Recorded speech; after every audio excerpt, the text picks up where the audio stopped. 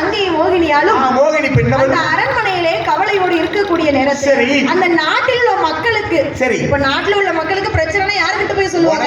ஊர் தலைவர்கிட்ட தான் போய் சொல்ல முடியும். தலைவர் யாரு? இந்த நம்பிராஜ மன்னன். நாட்டில் என்ன பிரச்சனைனா காட்டுல விளைச்சிருப்பாங்களே விளைச்சல், அந்த பயிர்களை எல்லாம் மிருகங்கள் பாழாக்குகின்றதாம். அடேங்கப்பா, காட்டுல விளைஞ்சிருக்க விளைச்சல்னு சொன்னா நெல்கதிர்கள் பயிர் மதிகள் எல்லா விளைச்சலையும் மிருகங்களானது பாழாக்கி கொண்டே இருக்கிறது. நாளைக்கு அறுவடை, இன்னைக்கு வயல்ல தீ பிடிச்சா எப்படி இருக்கும்? ஐயோ, வயல வச்சவே அப்படியே நெஞ்சில் அடிச்சுட்டு அழுவான். அப்படி அந்த பயிர்களை எல்லாம் பாழாக்கக்கூடிய விலங்குகளை வேட்டையாட வேணும். வேட்டையாட வேண்டும். அப்ப நம்ம மன்னனாகப்பட்ட நம்பிராஜ மன்னனிடத்திலே சொல்ல வேண்டும் என்று நாட்டு மக்கள் ஒன்று கூடி மன்னன் கிட்ட வந்து நின்றார்கள். மன்னா, நம்பிராஜ மன்னா, நாட்டுல விளைச்சிருக்கக்கூடிய பயிர்களை விலங்குகள் பாழாக்கி கொண்டு இருக்கிறது.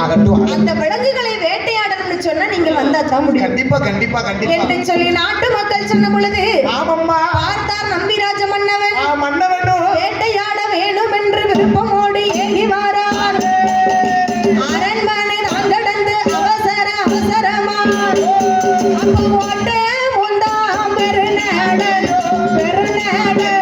ஓடி வாரா நம்பிராஜே.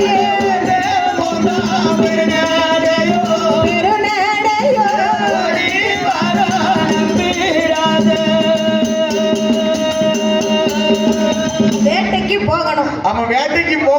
பயிர்களை அழைத்த அந்த மிருகங்கள் இன்னைக்கு வேட்டையாடணும்.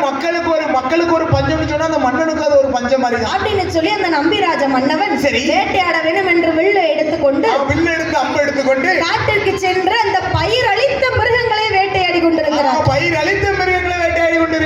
ஒவ்வொரு மிருகங்களையா வேட்டையாடி அன்று இரவு அங்கேயே தங்கி கொண்டிருக்கிறார். யாரு? அந்த நம்பிராஜ மன்னன் ஒரே ஒரு பெண் குழந்தை இல்ல, இன்னும் குழந்தை இல்ல. காட்டுக்கு வேட்டையாடி அந்த களைப்போடு அங்கேயே தங்கி கொண்டிருக்கிறார். குழந்தை இருக்கவங்களும் வருத்தப்படுறாங்க, இல்லாதவங்களும் வருத்தப்படுறாங்க. எங்க வீட்ல எல்லாம் எங்க அம்மா சொல்லுவாங்க, உன்னை பெத்த வயத்துல பிறண்டே தான் கட்டி அடிக்கணுமா, உன்னை பெத்த வயத்துல. ஆனா என்ன பெத்த கிடத்த அப்படி சொல்லலையாம்.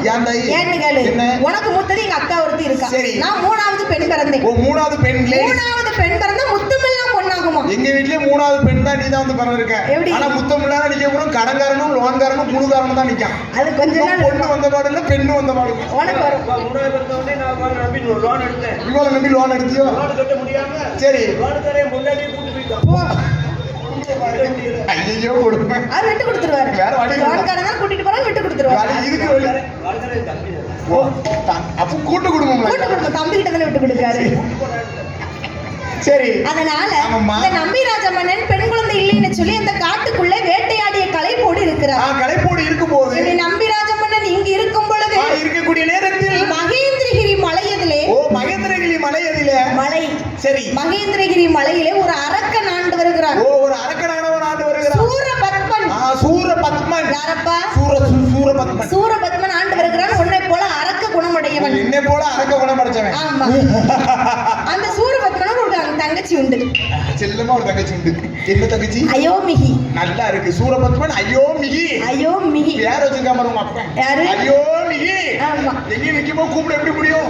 நீ இப்ப நிக்கும்போது சத்தியாங்க வான்னு சொல்லி கூப்பிடலாம். அயோமிகி அப்படின்னு சொல்ல முடியும். அந்த சூரபத்மனும் அயோமிகியும் மகேந்திரகிரி பட்டணத்திலேயும் இருக்கிறார். அந்த சூரபத்மனுக்கு ஒரு ஆசை. என்ன ஆசை? அதாவது எல்லா மனுஷனுக்கும் இந்த உலகத்துல பிறப்புன்னு வந்தாலே இறப்பு கண்டிப்பா இருக்கும். பிறப்பு சொல்லிட்டு வராது, இறப்பும் சொல்லிட்டு வராது. ஆமா, மனுஷனா பிறந்தா கண்டிப்பா ஆசை இருக்கும். 10 மாசத்துலதான் உங்க மகளுக்கு பிள்ளை பிறப்புன்னு சொல்லுவாங்க. எல்லாருக்கும் யாராவது வாழ்த்துவான், போற வழியிலே விழுந்து போனாலும் போனது. அப்படிதான் பிறப்பும் சொல்லாது, இறப்பும் சொல்லாது. சொல்லவே சொல்லாது. ஆனா இந்த சூரபத்மனுக்கு நாம